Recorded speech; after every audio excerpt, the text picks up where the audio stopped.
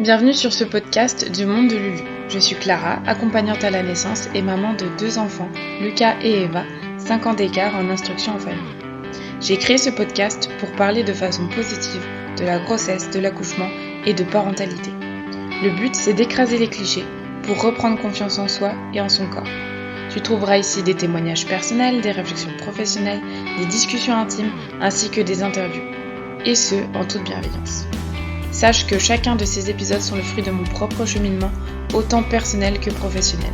Je te propose de m'y accompagner au fil de tes envies. Je te souhaite une belle écoute. Bonjour à toi et bienvenue dans cet épisode de Parole de Pro. Aujourd'hui, on va parler alimentation. On va parler notamment alimentation pendant la grossesse, quand on est enceinte.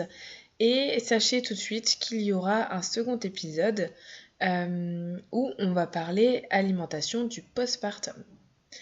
Alors, j'ai aujourd'hui invité une personne pour parler de ça, une personne dont c'est la spécialité.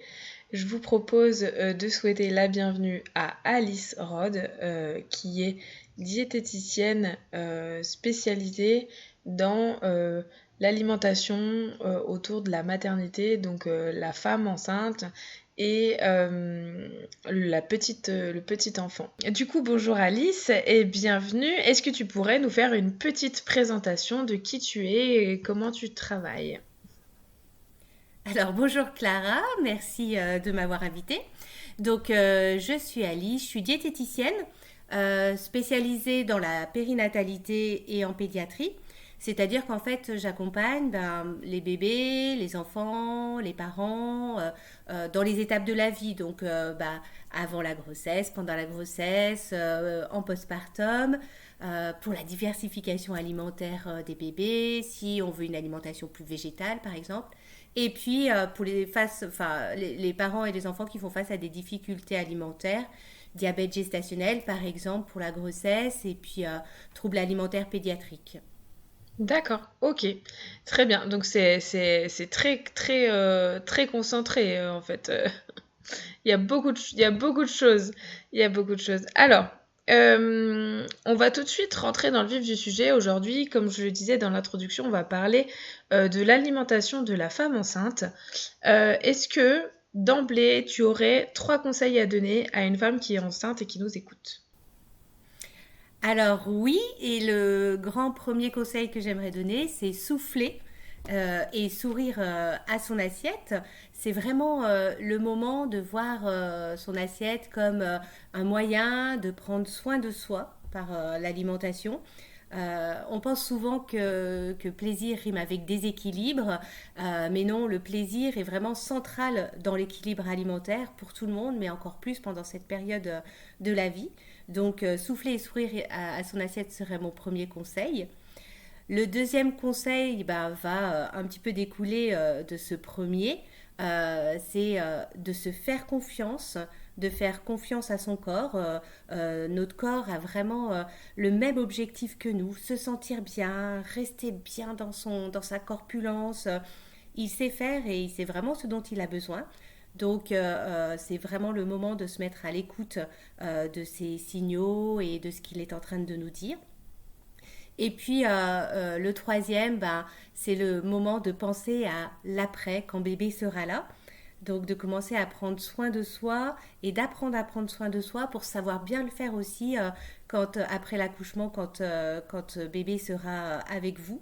Donc, de commencer à prendre un rythme qui deviendra petit à petit un réflexe et de préparer plein de petites choses qui vous permettront vraiment d'avoir l'esprit libre après l'accouchement.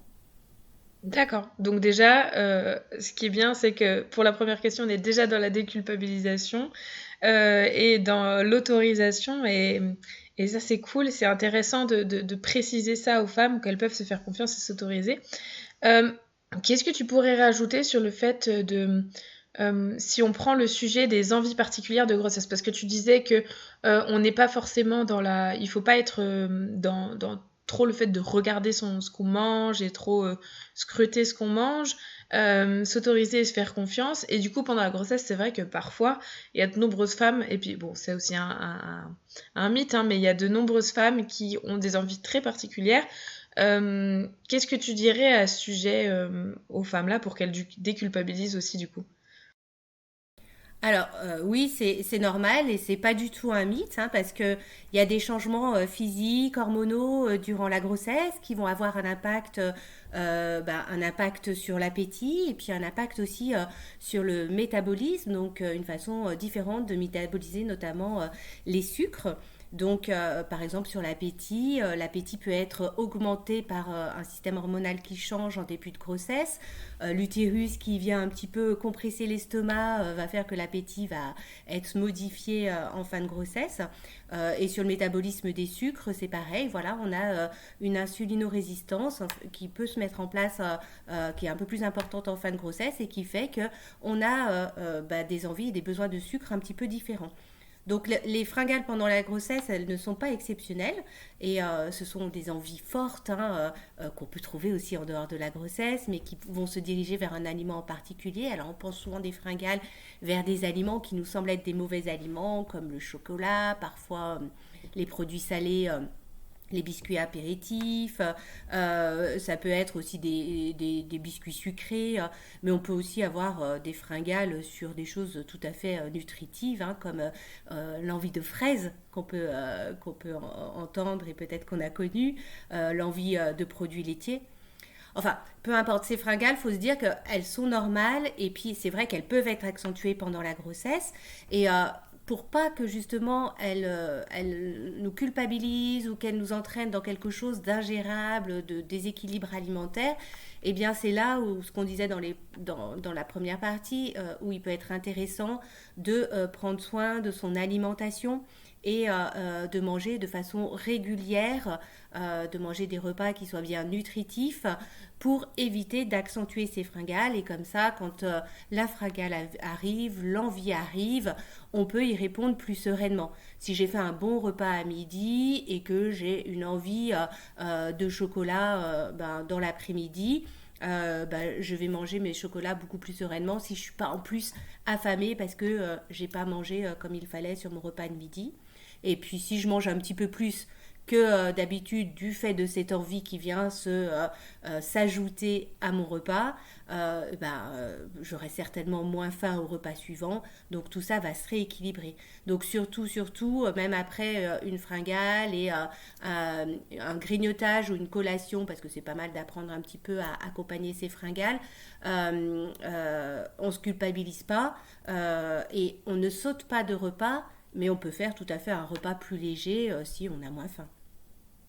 Mhm. Du coup, c'est vrai que...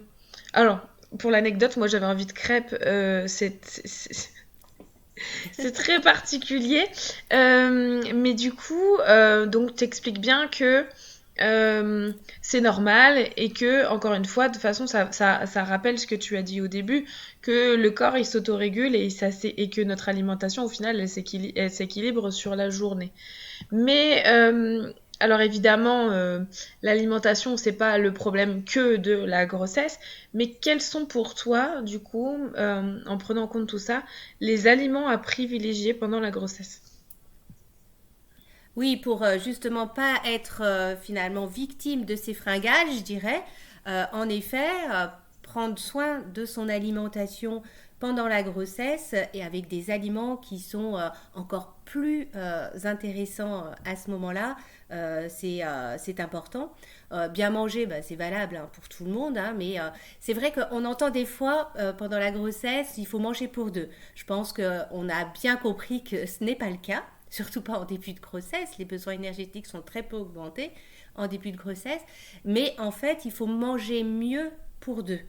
Je dirais pas. Ça veut dire, comme on le disait tout à l'heure, déjà avoir des repas réguliers et ne pas hésiter à avoir des collations, fractionner un peu ces repas. Pas forcément faire trois gros repas, mais plutôt trois petits repas et une à deux petites collations. Manger un petit peu plus souvent dans la journée. Une alimentation, voilà, un repas nutritif, nutritionnellement intéressant. Ces repas peuvent être composés, bien sûr, pour la qualité de légumes et de fruits. Ça va permettre d'apporter plein de fibres, de vitamines et de minéraux qui vont rendre vraiment qualitatif ce repas. Mais aussi d'un aliment céréalier, donc des pâtes, du riz, du pain, si possible complet, comme on le disait tout à l'heure, hein, le métabolisme des sucres est modifié. Donc c'est vrai qu'on souhaite des sucres encore plus qualitatifs que d'habitude. Et du complet, du bio, ça peut être vraiment intéressant à ce moment-là. Euh, un apport en protéines. Alors c'est vrai que les apports en protéines ne sont pas beaucoup augmentés en début de grossesse, mais en fin de grossesse, dans le dernier trimestre, ça devient vraiment important. Donc les protéines, on pense à la viande, aux poissons, aux œufs. Donc oui, et notamment sur le poisson, on le verra après. Mais pensez aux protéines aussi que, qui sont amenées par les produits laitiers. Donc un bout de fromage, une portion de fromage, du yaourt, du fromage blanc, tout ça c'est des protéines qui peuvent tout à fait substituer la viande. Et bien sûr, on va le revoir dans les super aliments de la grossesse, les protéines végétales amenées par les lentilles, les haricots rouges, toutes les légumineuses. Et pour compléter ce repas, eh bien, de bien penser à s'hydrater, à boire de l'eau et surtout ne pas attendre d'avoir soif parce que quand on a soif, il faut boire encore plus. Donc de boire régulièrement sans attendre d'avoir soif. Et au-dessus de cette base, eh ben, je dirais qu'il y a oui cette alimentation variée et il y a les super aliments de la grossesse. Donc les légumes et notamment tous ces légumes qui sont riches en acide folique, la fameuse vitamine B9, donc les choux, le brocoli, les épinards, mais aussi voilà tous les légumes qui vont nous apporter plein de fibres, les asperges, les navets, la salade. Donc voilà, miser sur les légumes et les fruits. Euh, pour le bon gras, eh bien, les fruits qu'on appelle oléagineux, donc les noix, et j'ai une préférence pour les noix de Grenoble, qui vont être riches en oméga 3, les amandes, les noisettes, les noix de pécan, les noix de cajou, variées, ça fait de super collations. Je vous l'ai dit tout à l'heure, bien sûr, les légumineuses. Alors ça, c'est un cocktail de protéines, de vitamine B9, de fer. Donc, que sont les lentilles, tous les haricots, hein, haricots rouges, blancs, flageolets, les pois cassés. Voilà, 2 à 3 fois par semaine, c'est vraiment l'idéal. Les super aliments, on le disait avec les oléagineux aussi, les bons gras hein, qui vont être amenés par l'huile, l'huile de noix, l'huile de colza, par les poissons gras, hein, de petits poissons gras, sardines, harengs, maquereaux, une fois par semaine, ça c'est top parce que ça vous apporte de super protéines. En plus, si vous mangez l'arête de la sardine, ça vous apporte du calcium et le bon gras, donc on a le super cocktail. Euh, et puis, euh, du bon gras qui peut être apporté aussi par les œufs. Alors, on parle souvent de bio, mais là, on dirait que pendant cette période, si on peut se tourner vers des œufs qui sont de la filière bleu-blanc cœur, où les poules sont nourries aux graines de lin. Et les graines de lin sont riches en oméga 3, donc on a des œufs qui sont très très riches en oméga 3 en bon gras. Donc ça, ce sont des super aliments à privilégier pendant la grossesse. Et puis, on pense aussi au microbiote intestinal, hein. Il subit de grosses modifications ouais, pendant cette période, notre microbiote. On sait que notre microbiote va nous permettre vraiment d'être résistante, de pouvoir voilà, assurer un bon système immunitaire, de bien digérer. Donc prendre soin de son microbiote, c'est indispensable. Et donc, on a des aliments qu'on dit les prébiotiques qui vont nourrir les bonnes bactéries. Donc, bien sûr, allez, encore une fois, c'est tout, tous les légumes, tous les fruits, tout ce qui est fibres, tous les aliments complets, semi-complets. Pensez à ajouter de l'ail, de l'oignon dans vos plats. Et puis, tous les aliments qui vont être ce qu'on appelle les probiotiques et ça qui aident à entretenir, enfin qui apportent, on va dire, les bonnes bactéries. Et donc, le yaourt, avec sa fermentation, nous apporte des bonnes bactéries. Les laits qui peuvent être fermentés et pasteurisés. Alors, on fait attention parce que pendant la grossesse, on évite les kéfirs et les kombucha qui peuvent porter des bactéries pathogènes. Mais euh, voilà, le yaourt est tout à fait adapté. La choucroute, les olives, les cornichons, tous ces aliments, voilà, fermentés, apportent les bonnes bactéries. Donc là, ça nous fait voilà des petites cibles d'aliments à réintroduire dans ces moments-là. Et souvent, c'est pas rare l'envie de cornichon et C'est ce que j'allais dire. elle est pas anodine. J'allais dire, au final, quelqu'un qui a envie de cornichon, c'est pas pour rien, quoi. C'est que son corps, en fait, il en a besoin. Oui, oui, c'est ce qu'on disait. Ouais, c'est super intéressant, super intéressant. Du coup, effectivement, ça apporte vraiment plein de pistes et puis de quoi se faire plaisir. Enfin, clairement, quand on aime quand on aime bien manger, quand on aime ça, pour le coup, il y a quand même beaucoup, beaucoup de choses qui, au final, que tu conseilles. Du coup, si on veut poursuivre sur le sujet, là, tu nous recommandes plein d'aliments, donc c'est bien parce que c'est à contrario de tous les aliments qui sont parfois pas recommandés pendant la grossesse pour limiter les maladies, etc. Du coup, quel type d'alimentation, toi, tu conseillerais pendant la grossesse? Alors, c'est de se proposer des repas appétissants. Comme on disait, voilà que chaque repas, notamment les trois repas principaux, nous apporte une petite source de bons sucres, donc de bons produits céréaliers riches en fibres et accompagnés de fibres par les légumes et les fruits. Un bon apport en protéines et de varier cet apport en protéines, comme on disait, bah oui, de la viande, mais 2 fois par semaine du poisson dont un gras, des œufs, des protéines végétales, des produits laitiers. Donc ça nous donne le choix. Et tout ça arrosé de bons gras avec voilà, une variété d'huiles d'assaisonnement et de jongler par exemple entre la colza et la noix. D'y ajouter chaleureusement une petite pincée de petites graines, de graines de lin, de courge, de tournesol, de ne pas hésiter à y mettre aussi voilà, quelques noix dans sa salade, quelques amandes dans son muesli. Et voilà, et d'avoir, plus il y a de couleurs en fait, on dira dans son assiette, dans son repas, plus on a de chances que son repas soit nutritionnellement intéressant et varié. Et donc, voilà, sur cette base-là, bien sûr, comme tu le disais, hein, ne pas oublier qu'il y a une vigilance à avoir parce que pendant la grossesse, le système immunitaire de la femme va être modifié et qu'elle va être susceptible de moins bien se défendre contre certaines infections. Donc, de bien respecter au niveau hygiène, voilà, les précautions face aux infections comme la listériose ou la toxoplasmose en évitant les aliments qui sont crus ou peu cuits, la viande, le poisson, les œufs crus ou peu cuits. Mais ça tombe bien parce qu'on préfère dans cette période-là une alimentation un peu plus cocooning, un peu plus chaleureuse. Donc on va préférer du tiède ou du bien cuit. On va éviter les charcuteries, les produits fumés qui sont insuffisamment cuits à nouveau. On évite les produits laitiers au lait non pasteurisé, les légumes et les fruits germés, comme on disait. Voilà. Et puis on veille à bien désinfecter ces fruits et ces légumes et à bien se laver les mains quand on prépare. Voilà. Ces conseils face aux infections comme la listériose ou la toxoplasmose sont importantes pendant la grossesse. Et s'il y a des aliments vers lesquels il faut être vigilante, c'est ça. Mais après, à côté, voilà, c'est l'alimentation variée. D'accord. Et est-ce que du coup, tu aurais quelques exemples, je vois que tu as préparé sur le plan, à nous donner pour une journée type, on va dire, petit déjeuner, déjeuner, dîner, etc.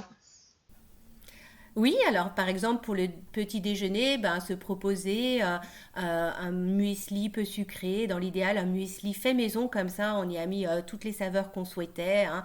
Du flocon d'avoine avec quelques graines de quinoa pour le croquant, les amandes, les noix, un petit peu de miel pour le liant, et puis pourquoi pas hein, des petites pépites de chocolat pour le petit côté plaisir, voilà.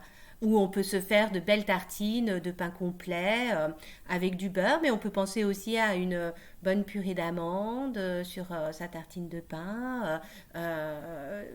On peut y mettre un peu de miel, de confiture, hein, ça n'empêche pas. Et puis apporter des protéines avec par exemple un fromage blanc ou un œuf, hein, si on aime le salé. Il vaut, enfin, pas trop sucré, ça peut être intéressant dans ce début de journée. Et puis pour un déjeuner complet, ben pourquoi pas imaginer voilà, de se préparer un petit curry aux épices de poulet accompagné de petits légumes légèrement rôtis au four qu'on aura assaisonné de petites épices avec pourquoi pas du quinoa. Ça peut être aussi du poisson avec des légumes et du riz semi-complet. Une quiche, une tarte maison, voilà, ça fait aussi des repas complets qui peuvent être très variés en fonction des légumes de saison. Et pour les collations, ben, on l'aura entendu, hein, un goûter dans la matinée, dans l'après-midi, dans la soirée, quelques amandes, noix, noisettes. À nouveau, voilà, on peut se faire des petites tartines, du pain complet avec une petite barre de chocolat, ça fonctionne tout à fait. Le chocolat peut redonner un petit peu de tryptophane qui nous permet de synthétiser la bonne hormone qui est la sérotonine, l'hormone du bien-être. Quelques biscuits, voilà, aux céréales, des biscuits que l'on se fonctionne, ça marche tout à fait pour les collations. D'accord, bah ça, ça a l'air très appétissant tout ça. Alors, sachez qu'à l'heure où on enregistre, il est 9h30. J'ai déjà déjeuné, mais j'ai de nouveau faim avec tout ça. Euh, et du coup, c'est voilà, tout ça pour garder le plaisir de manger. C'est quoi le risque si on n'a pas ce plaisir de manger? Alors, le risque, eh ben en fait, comme je disais, le plaisir de manger, c'est vraiment central dans l'équilibre alimentaire. En fait, c'est central au niveau du cerveau pour régulariser en fait tout le système de la faim et de la satiété. D'accord. Sans faim, on va dire, on va pas avoir de plaisir à manger. Sans faim et sans plaisir à manger, on ne sera jamais rassasié. D'accord. Donc, si on n'a pas de plaisir à manger, on va risquer d'avoir ce syndrome un petit peu de j'ai l'impression d'avoir mon estomac bien rempli, mais j'ai Mm. encore faim. Et puis je continue, je mange, allez, je grignote, bon bah je vais prendre un fruit, un yaourt, parce que bah non, en fait j'aurais envie de la petite barre de chocolat, mais il ne faut pas, donc je prends 2, 3, 4 fruits, et finalement au niveau calorique on va s'y perdre, parce que voilà, le cerveau a besoin de chocolat, donc restera sur ce chocolat, et on sera jamais vraiment rassasié.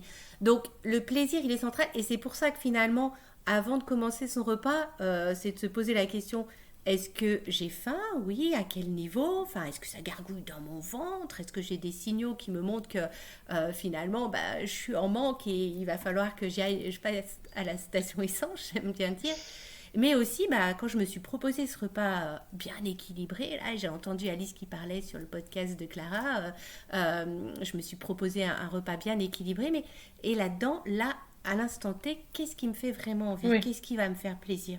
Ça, c'est les deux questions primordiales avant le repas. Est-ce que j'ai faim? Et qu'est-ce qui va me faire plaisir? De quoi j'ai envie dans ce repas? Et ces envies, en fait, c'est juste le corps qui nous dit je vais être rassasié par tel aliment. Ça sert à rien que tu ailles forcément me donner la petite salade verte si là j'ai Mm. besoin de mon plat de pâtes avec un petit peu de gruyère. C'est ce dont j'ai besoin maintenant, donc faut y aller. Oui. Et se faire plaisir en mangeant, en dégustant, en mangeant doucement. Et le corps va nous indiquer à quel moment on a assez mangé de ce plat de pâtes avec du gruyère. Donc c'est là D'accord. où le plaisir est central parce qu'il nous indique quand manger et quand nous arrêter de manger. D'accord, oui. Donc en fait, on revient à chaque fois à la même chose sur le fait qu'il faut pleinement faire confiance à son corps, qu'il va nous indiquer ce dont en fait les aliments qu'il a besoin. Les envies sont pas anodines, elles nous ramènent vers en fait un besoin de notre corps, quoi. C'est super intéressant. Euh, Du coup, alors bon, quand on parle repas, manger, etc., on parle forcément mode de vie, parce que je pense que si on ne s'occupe que de ça, ça ne marche pas. On avait parlé dans l'épisode de podcast de Parole de Pro numéro 2 avec Clarisse, on avait parlé du sport et de l'énergie pendant la grossesse. Toi, qu'est-ce que du coup tu rappellerais là, quand on parle d'alimentation, sur quoi, quel mode de vie tu te baserais quand on est enceinte du coup? Oui, bah, en fait, moi j'aime bien parler du cercle vertueux des trois piliers de l'hygiène de vie, parce qu'on voit souvent ça comme un cercle vicieux, mais les trois piliers que sont de l'hygiène de vie, ce serait bah, l'alimentation, c'est mon domaine, mais finalement qui ne se dissocie jamais de l'activité physique. L'activité physique qui n'est pas l'activité forcément sportive, mais c'est comment je bouge dans mon quotidien, comment je suis active dans mon quotidien. Est-ce que c'est une activité, un rythme qui me convient, dans lequel mon corps est bien et que je peux faire avec plaisir, sereinement et régulièrement. Et puis le bien-être, le sommeil, la détente. Alimentation, activité physique, bien-être, sommeil, détente, ce sont les trois piliers en fait de l'hygiène de vie. Il y a un cercle vertueux qui se met en place. C'est vrai que ben, prendre soin de son alimentation va nous permettre de nous sentir plus énergiques pour bouger mieux, pour bouger plus à son rythme. Et plus je bouge, enfin mieux je bouge de façon adaptée à mes besoins du moment, mieux je vais dormir, mieux je vais arriver à me détendre.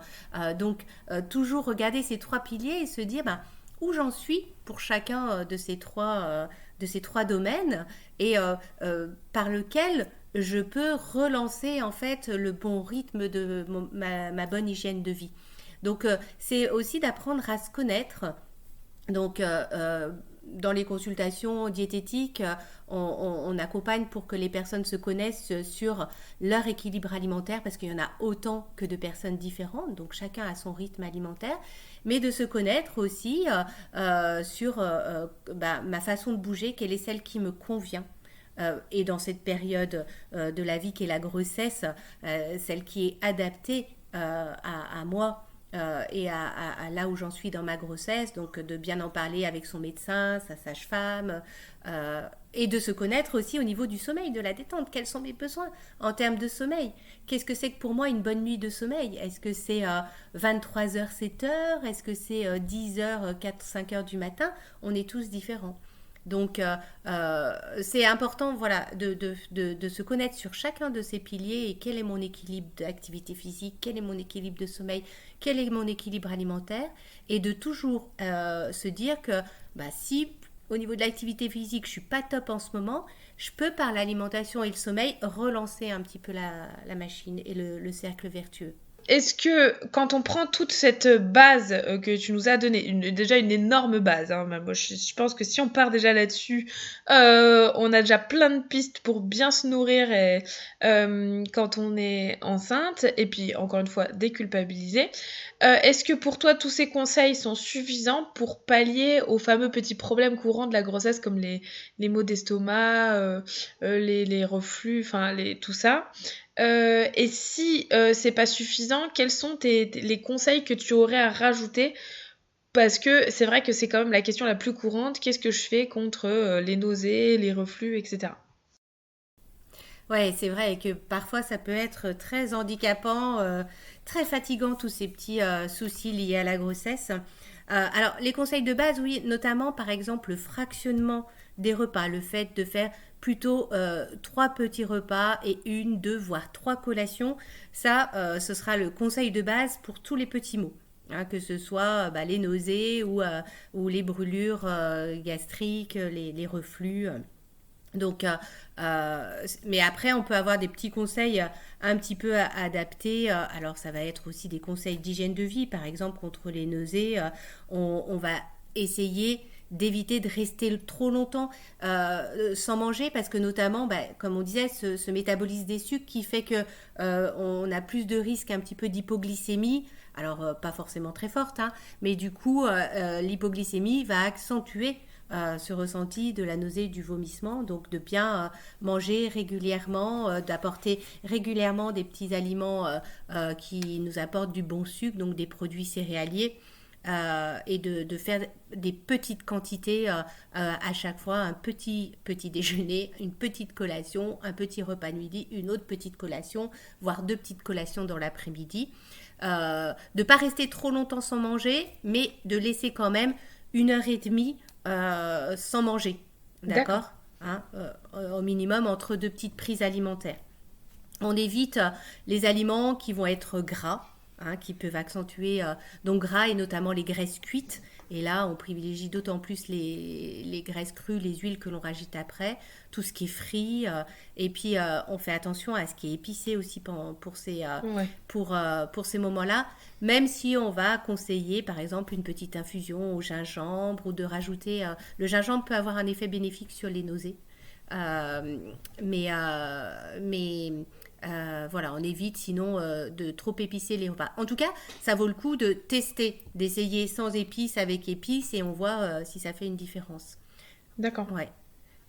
Et puis, d'éviter de prendre tous les compléments que l'on nous donne à jeun, de toujours prendre ça Ah oui. plutôt avec le repas pour éviter les nausées. Et pour les reflux, bah pareil, voilà, les petites portions, manger lentement, mastiquer, hein, et c'est un bon réflexe à acquérir.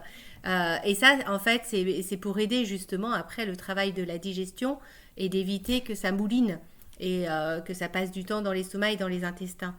Euh, Fractionner et notamment fractionner l'eau et plutôt de privilégier pour éviter les gros volumes de boire entre les repas et plutôt que pendant les repas. Ça, c'est pas forcément le conseil que l'on donnerait pour la constipation, mais pour les reflux, plutôt boire en dehors des repas. D'accord. Euh, voilà, et toujours boire par petites quantités. Et puis faire attention à ne pas s'allonger dans la demi-heure qui suit le repas. Et notamment le soir, si on peut attendre 1 heure et demie à 2 heures avant de commencer sa nuit de sommeil après le dîner, Oui. bah, ça favorise justement le fait que le bol alimentaire soit un petit peu descendu. Et à nouveau, hein, d'éviter les aliments qui sont gras et notamment les graisses cuites, les fritures, d'éviter les épices, tout ce qui est acide aussi. On fait attention au café, au thé, Oui. hein, le thé qui contient de la théine qui est similaire à la caféine, hein, et puis aux boissons gazeuses et au chocolat. Voilà, les petits conseils en plus pour attester face à ces mots souvent très désagréables de la grossesse.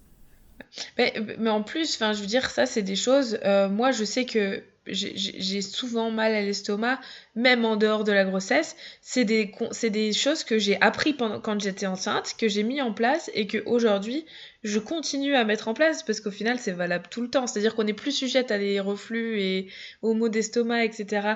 quand on est enceinte. Mais en fait, c'est valable toute la vie, quoi. De toute façon, tous les conseils que tu nous donnes, c'est valable toute la vie.